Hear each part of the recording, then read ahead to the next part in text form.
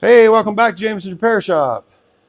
Doing a follow-up to the MaxJax DIY rotisserie, MaxJax rotisserie video I did a few days ago. I'll put these together in one playlist so people can find them, what my thoughts were and where I'm going with this. So I put it out in that video. I put it out to my subscribers, or to the world really. Anybody that's not even a subscriber could comment. And I really appreciate the comments, guys, because, you know, when you're building this stuff, uh, it's a lot of work, and you don't want to go down a road where you've wasted hours and hours and hours of time on something that, probably isn't the best idea. Even though that's how you discover good ideas, but I don't really want to waste a whole lot of time on it. So I had a lot of comments. George from Michigan, he was wanting to see a service technician, George. He was wanting to see what I was planning on doing. So George, what I had planned on doing was building like a tripod up to here. Not a tripod, but a V shape up to here. And it would be fastened, fixed permanently, not permanently, but fixed securely in this area here on both sides. And it would have had the bearing up here. So other than that, and the traditional rotisserie, there was really not much difference. It was just this section right here. The rest would still have the drop arms and the swing and all that stuff. So that's what my plan was, George. Other people had talked about the overall length of it. Well, the overall length with this wouldn't have been any longer. I checked the prints, the plans here that I have in my hand from Red Wing, and the overall plan wouldn't have been any deeper, so it wouldn't have made the overall length of the project in the shop anymore. Now, weight is definitely a concern here. It's heavier. This is quite a heavy piece of device, and I'd rather not make it any heavier than I have to. So what I've decided to do, and there's a couple of reasons, well, more than a couple of reasons, the reasons vary in, they're kind of like weighted. So one is the weight. Yes, it's heavier. One is it's not proven. That's another factor to it all.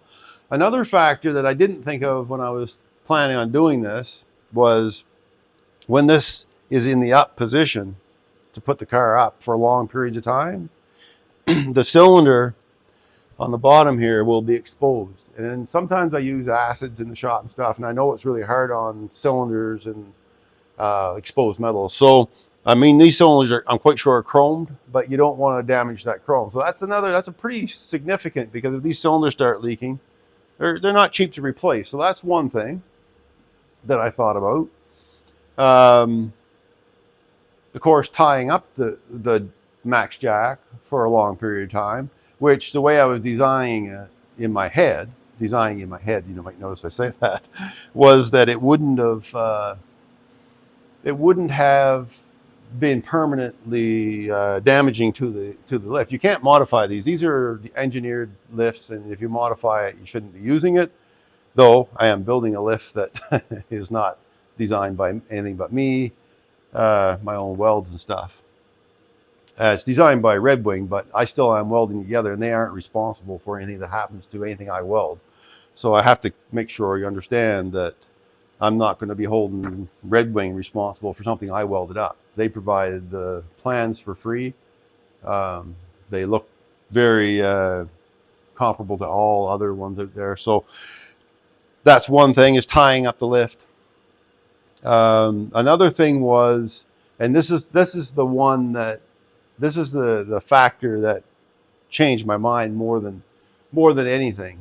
The weight was one. Yes, the weight was a big factor, tying up the lift. But the one main factor was, if I build it in the traditional way with the Red Wing plans, when this job is done, I could sell this lift and get rid of all that steel and stuff that I've been lugging around for 2 or 3 years now or more, and make a profit on it, probably, because I would have gotten my work done, and the steel, I won't probably have a use for that much steel anymore, because I bought it specifically for doing this kind of thing.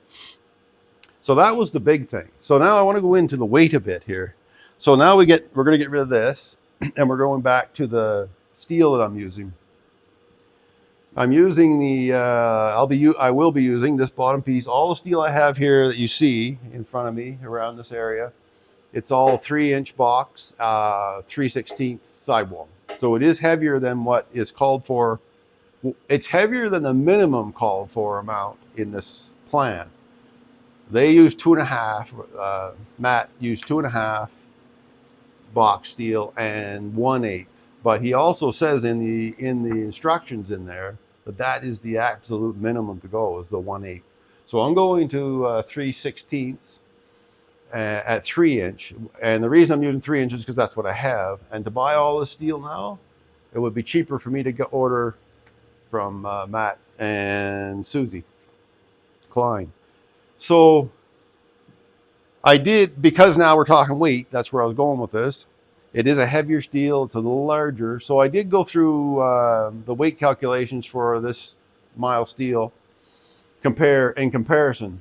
So we're looking at overall just a rough shot between the sidewall difference and the tube size. We're looking at a roughly 50, 60 pounds more weight than what was called for in the plans.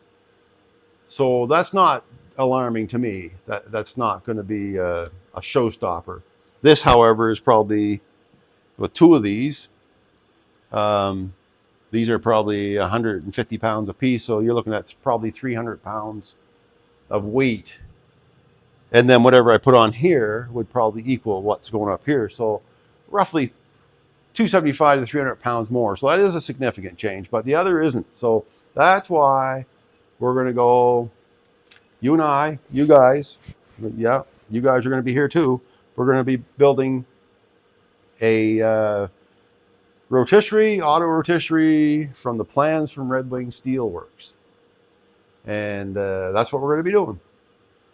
So next video, we're going to go through the plans, going to get some metal laid out, and see how this all comes together.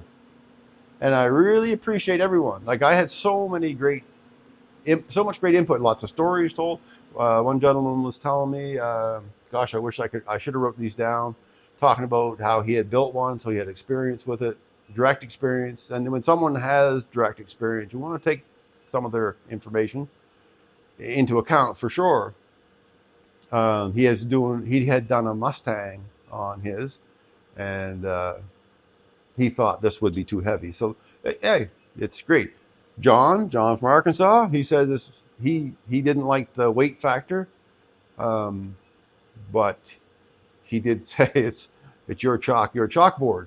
But I asked you guys, so in asking you guys, I'm not going to ignore. What's the good of me asking and ignore all your suggestions? So we're going to go with a traditional style. Forget about this, put it aside, use it for what it's meant to be used for. And we're going to get this rotisserie built. And once the car is ready to go on a rotisserie, which will take some cross bracing, a bit of more structure work to do to it, she's going on this rotisserie.